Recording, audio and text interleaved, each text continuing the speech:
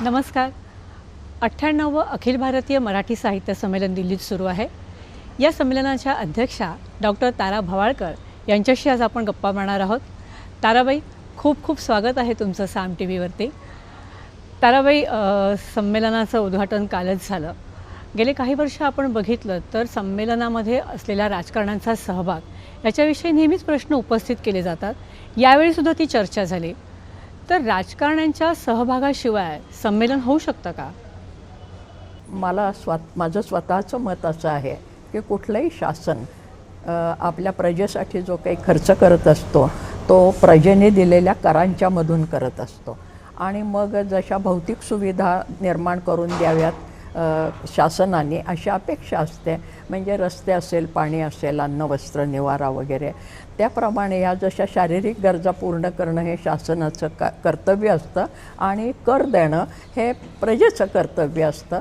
त्याचप्रमाणे सांस्कृतिक विकास होणं हेही आवश्यक असतं, कारण त्याच्याशिवाय सुसंस्कृत जीवन पूर्ण होत नाही आणि त्याच्यासाठीही शासनाचा सहभाग असला पाहिजे, आर्थिक सहभाग असला पाहिजे असं मला वाटतं. आता तुमचा जो काही दुसरी बाजू आहे त्याची की कार्यक्रम प्रत्यक्ष आखणे किंवा कार्यक्रमामध्ये सहभाग हा शासनाचा कितपत असावा, तर पहिली गोष्ट म्हणजे शासनाचा दबाव नसावा त्याच्यावर. शासनकर्ती माणसं ही माणसंच असतात हे मला मान्य आहे.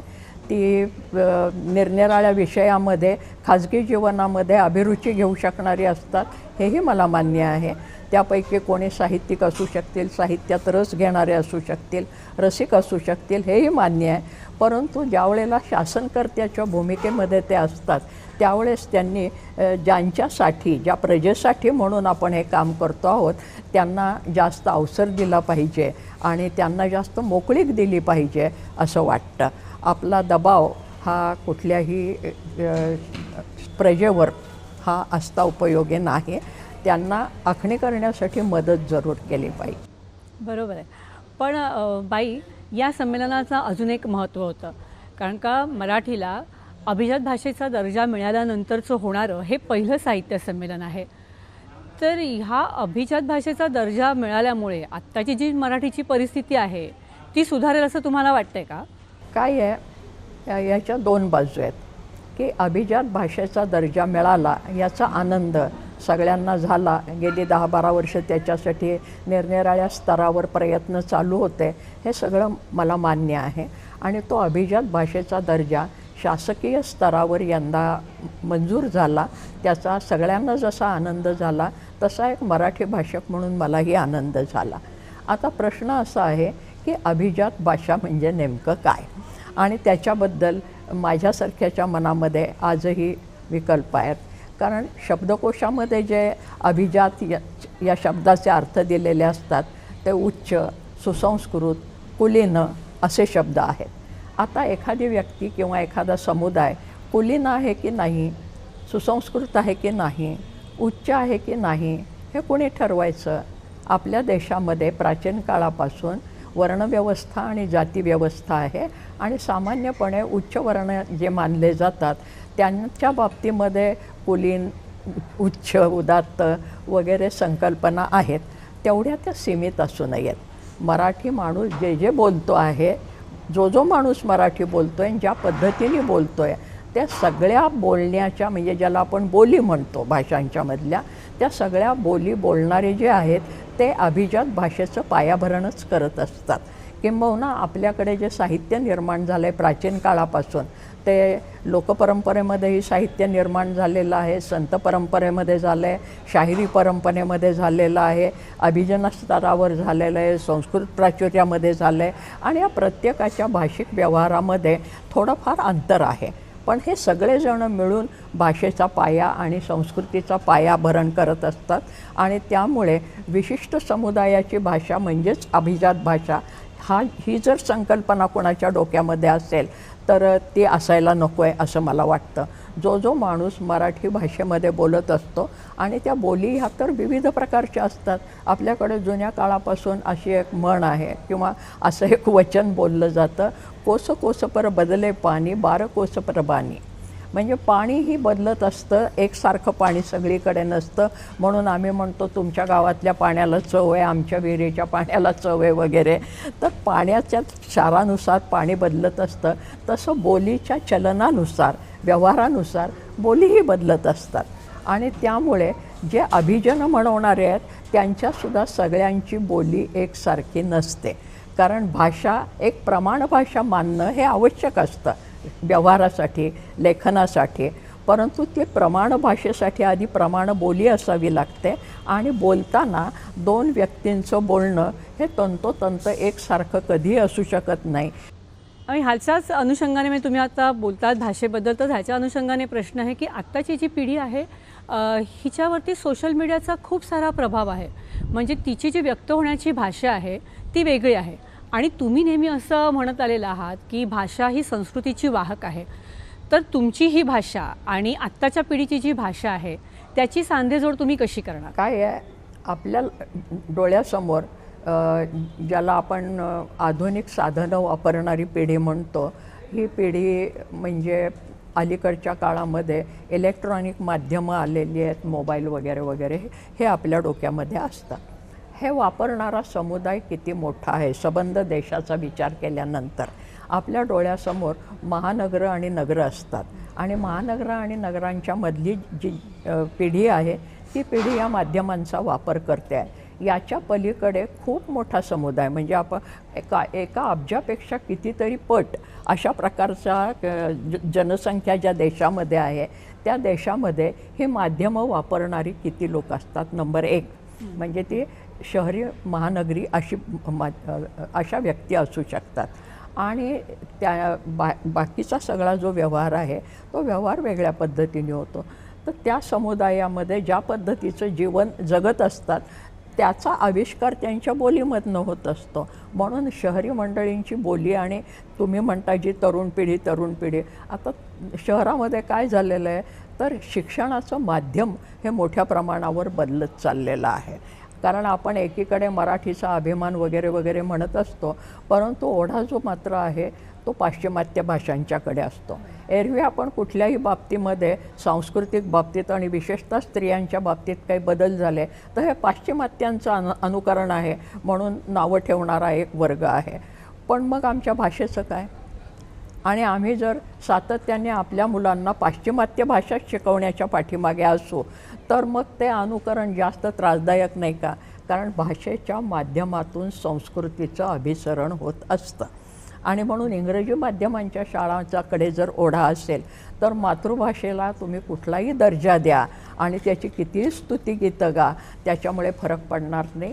ती प्रत्यक्ष चलनामध्ये, व्यवहारामध्ये, बोलण्यामध्ये, वागण्यामध्ये, लिहिण्यामध्ये, आपल्या सार्वत्रिक आविष्कारामध्ये जेव्हा भाषा असते त्यावेळेस ती भाषा जिवंत नुसती असत नाही, ती संपन्न होत जाते.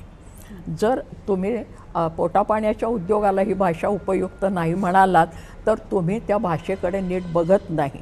एक मराठी भाषक, एक दीर्घकाळ जगलेली व्यक्ती, शिक्षण क्षेत्रामध्ये 45 वर्ष वावरलेली मी व्यक्ती, कारण मला निरनिराळ्या प्रकारचे विद्यार्थी आणि शहरी नागर किंवा ग्रामीण भागामधले, मला असं वाटतं की भाषा आणि विशेषतः मातृभाषा ही फार मोठे बलस्थान आहे व्यक्तीचं सुद्धा बलस्थान आहे. याचं कारण असं की आपण आपल्या मातृभाषेतनं जितक्या प्रभावीपणाने व्यक्त होत असतो तितकं दुसऱ्या भाषेतनं प्रभावीपणे व्यक्त होता येत नाही. म्हणून साधी गोष्ट असते, तुमचा व्यवसाय कुठलाही असू देत पोट भरण्याचा, ते शिक्षण तुम्ही कुठल्याही माध्यमातनं घ्या, परंतु तुमच्या मातृभाषेमधनं तुम्ही त्या समाजामध्ये जर व्यवहार केला, तुम्ही डॉक्टर असाल, तुम्ही तुमच्या पेशंटशी बोलत असाल तर तुम्हाला जास्त प्रभावीपणाने तुम्ही तुमच्या मातृभाषेतनं त्याला समजून सांगू शकता. तुम्ही वकील असाल आणि त्याचे जर युक्तिवाद करायचा असेल, तुमच्या मातृभाषेतनं तुम्ही जास्त प्रभावीपणे तो युक्तिवाद करू शकाल. फार कशाला, आपल्याकडे एक जुनी पद्धत आहे की बाजारामध्ये नुसती भाजी विकायची असली तरी एखादा भाजीवाला फार वेगळ्या शब्दामध्ये आवाहन करत असतो आणि दुसरा भाजीवाला काहीच बोलत नाही. मग जुनी एक म्हण आहे की बोलेल त्याचे काय चणे विकतील आणि न बोलेल त्याचा गहूसुद्धा विकले जाणार नाहीत. तर त्यामुळे जो प्रभावीपणाने आपलं म्हणणं शब्दांच्या मधनं मांडत असतो त्याचा प्रभाव समाजावर जास्त पडत असतो. तेव्हा तुम्ही मातृभाषा कशी वापरता त्याच्यावर अवलंबून आहे. आणि दुसरं, एक शिक्षक म्हणून मी अनुभव असा सांगते आणि एक व्यक्ती म्हणून, की तुम्हाला मातृभाषा जर चांगली येत असेल, तिची सगळी मोडणी म्हणजे तिची व्याकरणिक मोडणी, त्याची भावनिक मोडणी ही जर चांगली येत असेल तर जगाच्या पाठीवरची कुठलीही भाषा तुम्ही 15 दिवसात ते महिनाभरात शिकू शकता. आणि अशा प्रकारची आता पद्धत्या निर्माण झालेल्या आहेत. त्यामुळे आपल्या मातृभाषेवर प्रभुत्व असलं की कुठल्याही विषयावर आणि कुठल्याही भाषेवर प्रभुत्व मिळवणं तुम्हाला सोपं जातं. साहित्यिक हा समाजाचा घटक आहे. म्हणजे तुम्ही जो काल तुमच्या भाषणामध्ये सगळ्यांचा उल्लेख केलात, म्हणजे दुर्गाबाई भागवत असतील, सुर्वे असतील, किंवा आपण अगदी विजय तेंडुलकर म्हणू, तर ह्या सगळ्यांनी त्यावेळी त्या काळी काही ठोस भूमिका घेतलेल्या. आत्ताचे जे साहित्यिक आहेत ते अशी ठोस भूमिका घेताना दिसत आहेत का? म्हणजे त्यांच्या आसपास जे काही घडतं आहे त्याच्याविषयी ते कुठेतरी तुम्हाला ठोसपणे व्यक्त होताना दिसत आहेत? नाही, साहित्यिकाने नेहमी स्वतःशी प्रामाणिक असावं. स्वतःशी, त्याला स्वतःला काय वाटतं, मग त्याच्या संवेदनेला काय वाटतं, त्याच्या विचारांना काय वाटतं, त्याच्या मनाला काय वाटतं, त्याचा समाजाबद्दलचं आकलन काय आहे, ते त्यांनी प्रामाणिकपणाने मांडलं पाहिजे. नाही तर मग लिहायचं कशाला? कारण भाषा हे अभिव्यक्तीचं जर माध्यम असेल आणि लेखनातनं जर तो अभिव्यक्ती ती व्यक्ती करत असेल तर ती अभिव्यक्ती करत असताना स्वतःशी प्रामाणिक असणं हे महत्त्वाचं आहे. बरे तो शहरी असू देत, ग्रामीण असू देत, कोणीही असू देत. दुसरं, असं करणारे काही लेखक आहेत की नाही? माझ्या मते आहेत. काही लेखक आहेत आणि ते नेहमीच असतात, आणि काही नसतात, ते नेहमीच नसतात. आणि म्हणून आमच्या जुन्या कवींनाही सांगावंसं वाटलं, अशी असावी कविता फिरून, तशी नसावी कविता फिरून, सांगणार कोण तुम्ही कवीला, आहात मोठे पुसतो तुम्हाला, असं केशवसूत म्हणाले होते 19व्या-20व्या शतकाच्या सुरुवातीला. तर तुम्ही कवीला कोण सांगणार ही कविता अशी असावी आणि तशी असावी? आता कवी हा शब्द जो आहे तो भारतीय संकल्पनेमध्ये सर्व साहित्य या अर्थाने वापरलेला शब्द आहे. म्हणजे आपल्याकडे नाटकालाही काव्य म्हटलेलं आहे आणि कवितेलाही काव्य म्हटलेलं आहे. तेव्हा शाब्दिक अभिव्यक्ती जिथे होते ते काव्य आहे. तर हे असं असायला पाहिजे, तसं नसायला पाहिजे, आणि तसंच तू लिहून दे असं सांगणारा जर कोणी असेल तर तो खरा कवी नव्हे किंवा तो खरा लेखक नव्हे. नाही, आता आपल्या बोलण्यामध्ये मगाशी अभिव्यक्ती स्वातंत्र्याचा उल्लेख आला, तर मग हे अभिव्यक्ती स्वातंत्र्य तेव्हा होतं आणि ते आता नाही आहे, असं काही झालं आहे का? असायला हरकत नाही. आणि आहे म्हणजे कसं मला म्हणायचं आहे, ज्यांना परखडपणे लिहायचं आहे ते सगळे धोके स्वीकारून व्यक्त होतच असतात आणि त्यांनी ते व्यक्त व्हायला पाहिजे. तसे आजही व्यक्त होणारे आहेत. आज आपल्या डोळ्यासमोर, परत मी सांगते की शहरी मध्यमवर्गीय डोळ्यासमोर ठेवून आपण बरीच विधानं करत असतो. पण मी ज्या भागामध्ये राहते, ग्रामीण, अर्धग्रामीण, शहरी, निमशहरी अशा भागात, तर तिथे नव्याने लिहायला लागलेली, म्हणजे स्वातंत्र्योत्तर काळामध्ये ज्यांना शिक्षणाच्या संधी मिळाल्या असा वर्ग खूप मोठा आता पुढे येतो आहे. आणि तो सगळ्या प्रदेशामधनं येतो आहे, शहरामध्ये येतो आहे, गावांची महानगरं होत आहेत. आणि ती मुलं मुली ही परखडपणाने लिहित आहेत, आपले अनुभव मोकळेपणाने मांडत आहेत, त्यांच्या बोलीभाषेतनं मांडताना मला दिसत आहेत. कारण मी नोकरीतनं जरी निवृत्त झाले असले तरी तरुण मुलं मुली ही माझ्या सहवासात येत असतात, त्यांचं लेखन घेऊन असतात. भले ते अर्धकच्चं असेल पण ते प्रामाणिकपणाने व्यक्त होत आहेत, आपली पुस्तकं प्रसिद्ध करत आहेत. तिथनं नवे प्रकाशकही निर्माण होत आहेत आणि ते प्रकाशक आपला पैसा घालून या ग्रामीण मुलामुलींची पुस्तकं प्रसिद्ध करत आहेत. काही जण स्वतःचे पैसे घालून प्रसिद्ध करत आहेत. मला हे महत्त्वाचं लक्षण अशासाठी वाटतं की दुसऱ्या कुठल्या चैनीच्या गोष्टीसाठी मी माझा पैसा खर्च करण्यापेक्षा पुस्तकाच्यासाठी मी पैसा खर्च करतो ही महत्त्वाची गोष्ट आहे. आपल्या शहरी लोकांना असं वाटतं पुस्तक विकत घेण्यासाठीच फक्त पैसा, पण पुस्तक निर्माण करण्यासाठी सुद्धा पैसा आपला खर्च करावा असं वाटणारा एक वर्ग, ज्याच्याकडे नागरजीवन हे दुर्लक्ष करत आहे किंवा त्याला माहीत नसेल, अडाणी म्हणजे त्याच्या काय म्हणूयात अपसमजामुळे किंवा कमी समजामुळे त्याला ते माहीत नसेल. पण एक नवा वर्ग निश्चितपणे पुढे येतो आहे, तो मोकळेपणाने लिहितो आहे आणि त्यांना जे वाटतं आहे त्याबद्दल तो लिहितो आहे. मग तो जातीय असेल, वर्गीय असेल, राजकीय असेल, सामाजिक असेल, कौटुंबिक असेल, परंतु अभिव्यक्त होत आहेत मुलं मुली आणि प्रकाशित साहित्य होत आहे. सगळ्यात महत्त्वाची गोष्ट मला अशी वाटते की निरनिराळ्या ठिकाणी छोटी छोटी साहित्य संमेलनं होत आहेत. बाई, लोकसंस्कृतीचा आपला एवढा सगळा अभ्यास आहे. लोकसंस्कृती ही प्रवाही आहे असं तुम्ही नेहमीच म्हणत आलेला आहात. म्हणजे त्या प्रवाहाबरोबर जे काही सगळं चांगलं आहे ते वेचायचं, ते सोबत ठेवायचं, आणि जे वाईट आहे, अयोग्य आहे, ते मागे सोडून जायचं. हे म्हणजे नेमकं काय? आणि ह्या सगळ्या आधुनिक काळाशी तुम्ही ह्या सगळ्याची कशी काय सांगड घालता? काय आहे, लोकसंस्कृती म्हणलं की आपल्या डोक्यात दोन कल्पना असतात, परत शहरी लोकांच्या डोक्यात, की हे जुनं आहे खूप किंवा हे ग्रामीण आहे. तर जुनं आहेच, कारण माणूस जन्माला आला त्या क्षणापासून तो कुठल्या ना कुठल्या तरी पद्धतीने अभिव्यक्त व्हायला लागला आहे. कधी खोणांच्या भाषेतनं अभिव्यक्त होत असेल आणि मग ध्वनीच्या भाषेतनं अभिव्यक्त व्हायला लागला आहे. आणि त्या ध्वनीच्या भाषेतनं अभिव्यक्त होणं याला आपण मौखिक अभिव्यक्ती असं म्हणतो. लिपीच्या माध्यमातून व्हायला लागला की आपण म्हणतो लेखनाच्या माध्यमातून अभिव्यक्त व्हायला लागला. अभिव्यक्ती हे माणसाचं लक्षण आहे किंवा एकूण जीवाचं लक्षण आहे.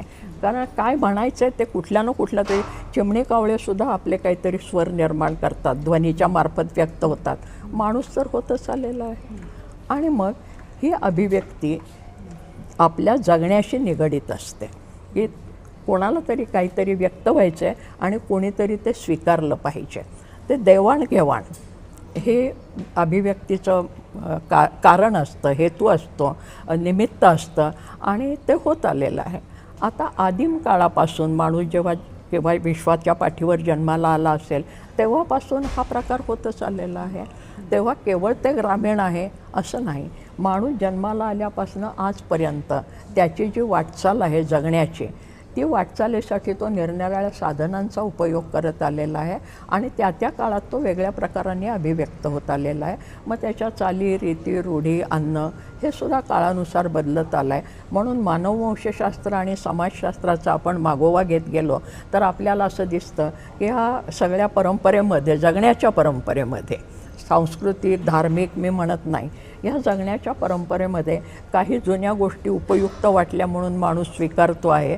उदाहरणार्थ नदीचं वाहतं पाणी, हे की जेव्हा केव्हा नदी जन्माला आली असेल आणि माणूस जन्माला आला असेल तेव्हापासून आजतापर्यंत नदी महात्म्य आहेच, वृक्ष महात्म्य आहे, निसर्गतत्वांनी आम्हाला जे दिलेलं आहे ते महात्म्य आहे, ते काही संपत नाही आहे. किंबहुना त्याचा आम्ही निरनिराळ्या काळात निरनिराळ्या प्रकारे वापर करत आलो. पहिल्यांदा वाहत्या नदीचं पाणी घेतलं, मग आम्ही बांध घालायला लागलो, मग आम्ही धरणं बांधायला लागलो, मग आम्ही पाईपलाईन टाकायला लागलो. मूळ जे आहे पाणी, ही जी काही संकल्पना आहे आणि निसर्गाने दिलेलं जे आम्हाला तत्त्व आहे ते संपत नाही त्याच्यामध्ये. म्हणून निसर्ग तत्वांचा उपयोग माणूस कसा करून घेत आलेला आहे. आणि मग आज आपण ते एन्व्हायरमेंट वगैरे याच्यापर्यंत येतो. परंतु याचा उपयोग हा जगण्याचा अतिशय मूळ मुद्दा आहे आणि तो संपत नाही. त्याच्या अभिव्यक्तीची स्वरूपं संपतात आणि मग ती अभिव्यक्ती भौतिक स्तरावर असते, मानसिक स्तरावर असते आणि श्रद्धेच्या स्तरावर जाते. मग ती नदी ही एक उपयुक्त वस्तू असते, एक निसर्गतत्व असतं आणि मग त्याला आपण दैवताचं स्थान देतो. म्हणून मग त्या नदीची पूजा करणं वगैरे वगैरे, त्याचे महोत्सव करणं, मग त्या नदीचे असतील, समुद्राचे असतील, वाऱ्याचे असतील, पर्वतांचे सुद्धा आम्ही महोत्सव करत आलेले लोक आहोत. तर निसर्गतत्व जे आहेत ते निसर्गतत्वांचाच आविष्कार आमच्या श्रद्धेमधून होत असतो. मग त्यात दैवतांची संख्या वाढेल, काही वाढेल, पण त्याच्या मुळाशी कुठलं तरी निसर्गतत्व आहे दिसेल. की सगळ्या आमच्या जत्रा यात्रा भरतात, त्या जत्रा यात्रा कुठल्या तरी पर्वताच्या आश्रयाने, जलाशयाच्या आश्रयाने, आणि मग त्या पर्वतावर अमक्या देवतेचं स्थान आहे, त्या नदीच्या काठी अमक्या देवताचं स्थान आहे. ही श्रद्धा माणसाची संपत नाही, ती प्रत्येक रूपांतर होऊन ती राहते. म्हणजे आदिम काळामध्ये कदाचित मनुष्याचा किंवा पशुपक्ष्याचा बळी दिला असेल, आता आपण पुरणपोळीचा नैवेद्य देतो. आणि जसजसे हवामान बदलतं तसतशा आजही आमच्या श्रद्धा बदलत आहेत. हो, प्रांतपरत्वे म्हणजे कोकणामधनं गणपती आला की त्याला आम्ही म्हणतो उकडीच्या मोदकाचा नैवेद्य लागतो आणि ओल्या नारळाचा लागतो. आमच्या घाटावर ओला नारळ मिळणं एकेकाळी मुश्किल गोष्ट होती, आता होती येते. आणि मग आम्हाला सुक्या खोबऱ्याचा नैवेद्य, कुळखोबऱ्याचा नैवेद्य म्हणून आम्ही म्हणतो गुळखाद्य नैवेद्यम समर्पयामी आणि तुम्ही मोदकम समर्पयामी. त्यामुळे ती जी वातावरण आहे ते वातावरण तुम्हाला घडवत असतं, तुमच्या श्रद्धा घडवत असतं, तुमच्या देवदेवता घडवत असतं आणि तुमचं अन्नही घडवत असतं, वस्त्र घडवत असतं, तुमची घरं घडवत असतात. आणि दुसरं काय होतं की प्रत्येक निरनिराळ्या ठिकाणच्या या संस्कृती अशा निर्माण होत असताना माणसं ज्या वेळेला निरनिराळ्या निमित्ताने एकमेकांच्या सहवासात येतात, मग ती व्यापाराच्या निमित्ताने येतात, स्थलांतरं करत असतात, पोटापाण्याच्यासाठी जात असतात, तर त्यावेळेला एकमेकांच्या संस्कृतीचा एकमेकांच्यावर परिणाम होत असतो. म्हणजे आमच्या वाढदिवसाला आम्ही इतके दिवस बाळाला औक्षण करत आलो, आता आम्ही केकही कापतो. आता केकही कापायला लागलो म्हणजे काय झालं, एका संस्कृतीने दुसऱ्या संस्कृतीकडून काहीतरी घेतलं. क्रॉस कल्चर अभिजन म्हणजे त्याचं शास्त्रीय नाव, मी मुद्दाम शास्त्रीय परिभाषा टाळते आहे लोकसंस्कृतीच्या अभ्यासाचे. तर हे क्रॉस कल्चर हे जातींच्यामधनं होत असतं, हे उपजातींच्यामधनं होत असतं, हे शहरी ग्रामीण म्हणून होत असतं, हे निरनिराळ्या देशांच्यामधलं धर्मांच्यामधनं सुद्धा हे होत असतं. आणि धर्मांतरं झाली म्हणजे त्याच वातावरणामध्ये राहणाऱ्या लोकांची संस्कृती बदलतेच असं नाही, किंबहुना संस्कृती कायम राहते धर्मांतर झाल्यानंतर सदा. कारण धर्मांतर होणं म्हणजे काय झालं, उपासना बदललेली आहे आणि संस्कृतीमध्ये खाणं पिणं राहणं वस्त्र अलंकार हे सगळं येत असतं, श्रद्धाही येत असतात आणि त्या कायम राहतात. त्यामुळे आम्हाला दिसेल की आमच्या सांगली मिरजेकडे तर इस्लाम समाज खूप मोठ्या प्रमाणावर आहे आणि त्या सगळ्या बायका मुली साड्या नेसणाऱ्या आणि लग्नकार्यामध्ये हिरव्या साड्या नेसणाऱ्या, हिरवा चोडा घालणाऱ्या अशा आम्हाला सगळीकडे दिसतात.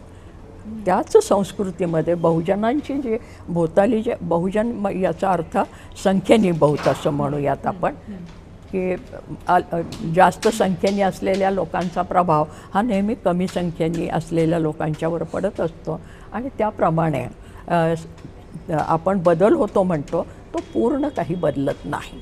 आदिम अवस्थेपासून नंतरच्या काळामध्ये भौतिक जीवनात जरी बदल झाले तरी मानसिक धारणा या बदलत नाहीत आणि भौतिक जीवनसुद्धा पूर्णपणे बदलत नाही. थोडे थोडे बदल त्याच्यामध्ये होत जातात, पण ती रूपांतरं असतात. काही गोष्टींचा पूर्ण उच्छेद होतो कारण त्याची आता आम्हाला गरज उरत नाही, कारण उपयुक्ततावाद हा महत्त्वाचा असतो. जे उपयुक्त नाही ते आम्ही सोडून देत असतो आणि आम्ही नाही सोडून देत, आम्हाला निसर्ग सांगतो. कसा निसर्ग सांगतो तर एक काळ असा होता, आदिम काळ कुठला तरी, की ज्या काळामध्ये माणसाला अन्नभक्षण करायचं झालं तर कच्चं मांस ओरबाडून खायला लागत होतं. अजून स्वयंपाक पाणी पाकशास्त्र वगैरेचा जन्म झाला नव्हता. त्यावेळेला त्याच्या शरीराचे अवयव होते ते तीक्ष्ण होते, एखाद्या जनावरासारखे. त्याचे दात तीक्ष्ण होते, नखं तीक्ष्ण होते आणि ते ओरबाडून खात होता. जसं त्याला शिजवलेलं अन्न, भाजलेलं अन्न, म्हणजे जिथे शक्ती कमी लागते त्या अवयवांची, तसतसं ते अवयव निरुपयोगी व्हायला लागले क्रमाक्रमाने. मग आपली नखं आज फक्त नेलपेंट लावण्यापुरती शिल्लक राहिलेली आहेत, काही ओरबडण्यापुरती शिल्लक राहिलेली नाही. दातही आमचे नाजूक व्हायला लागलेले आहेत. रीड की हड्डी, जे जुन्या काळी म्हणत होते की एखाद्या चतुष्पाद प्राण्यापासून जन्माला आलेले आहेत आणि वानर कुळामधल्या किंवा वानर प्रजातीमधनं, तर त्याला शेपूट होती एका ठिकाणाहून दुसरीकडे सहज जाण्यासाठी, कारण सगळा देह उचलून जायचा म्हणजे त्या आधांतरी एक आधार लागतो. ज्या वेळेला पायी चालायला लागले, जमिनीवर सुरक्षितता वाढायला लागली, तसतसं माणसाचं शेपूट गळायला लागलं आणि फक्त हाड शिल्लक राहिलं तिथे एक टोक हाडाचं. पण त्याचं नाव आम्ही कायम ठेवलं माकड हाड. ते माकड हाड का राहिलं, माकडच का, तर ते तो अवशेष आहे. म्हणून जुन्या परंपरेमधले काही अवशेष शिल्लक राहतात.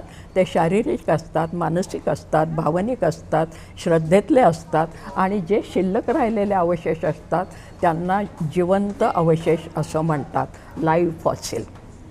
कारण फॉसिल म्हटलं की आपल्याला फक्त त्या हाडाकाडांचेच नमुने दिसतात, तर मानसिक पातळीवरही हे फॉसिल असतात, म्हणजे अवशेष असतात, पण ते जिवंत असतात. आणि त्या अर्थाने लोकसंस्कृती ही अखंड प्रवाही आहे. ती रूपांतर होऊन ही अखंड चालू राहते, ती पूर्णपणे नाहीशी होत नाही. बाई, अगदी खरं आहे की तुमच्या लेखनातून, तुमच्या भाषणातून तुम्ही आतापर्यंत आनंद देत आलेलाच आहात. तुम्ही यापुढेही असा आनंद देत राहाल. तुम्ही आज साम टी व्हीशी बोललात. खूप खूप धन्यवाद बाई तुमचे.